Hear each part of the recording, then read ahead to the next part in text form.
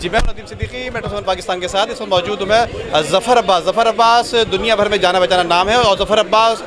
खिदमत खल्क़ के हवाले से दुनिया भर में जाने पहचाने जाते हैं, जबकि दीगर शोबेजात में अपनी खिदमत के जज्बे के तहत काम कर रहे होते हैं। लेकिन इसके साथ साथ फूड इंडस्ट्री के आज आल कराची एसोसिएशन रेस्टोरेंट एसोसिएशन के जो इजलास है ताउन के हवाले से आज मौजूद है, जबकि इनका खुद भी एक किरदार रहा है कि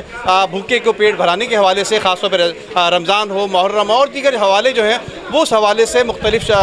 मौक़े पे काम कर रहे होते हैं। ज़फ़र अब्बास क्या कहेंगे? यकीनन एक 5 लाख लोग जो है बेरोज़गार हो रहे हैं और वो लोग बेरोज़गार हो रहे हैं जो कि खुद मेहमान नवाज हैं, लोगों के पेट भराया करते हैं, लेकिन आज खुद ये भूख और अफलासी सब जा रहे हैं। देखें, बहुत ही अफसोसनाक बात है और हम तो खुद free mobile restaurant, free restaurant और मुख्तलिफ रेस्टोरेंट चला रहे हैं जहाँ पे मुफ्त में लोगों को खाना फराहम किया जा रहा है, लेकिन उसके पीछे जो लोग काम कर रहे हैं उनकी बड़ी हैवी तनख्वाहें हम देते हैं। देखिए, हुकूमत जो भी SOPs बनाएगी उसको सबको फॉलो करना है, क्योंकि कोरोना एक ख़तरनाक बीमारी है, एक मुसीबत है, एक वबा है, जिससे नुकसान हो रहा है। इनका ये कहना है कि जब हमें डिलीवरी का टाइम दिया गया है, एक गवर्नमेंट की तरफ से डिलीवरी का टाइम दिया गया कि आप डिलीवरी कर सकते हैं, तो उस टाइम से भी 3 घंटे पहले हमें क्यों बंद कराया जा रहा है? वो कौन सी ताकतें हैं जो जब सिंध गवर्नमेंट ने एक ऑर्डर दे दिया उस ऑर्डर को फॉलो नहीं करने दे रही, हमारे पास आगे नाजायज़ रिश्वतें मांगी जा रही हैं? तो इनका ये मुतालबा जायज़ और मैं समझता हूँ सिंध गवर्नमेंट इस पर फ़ौरन एक्शन लेगी।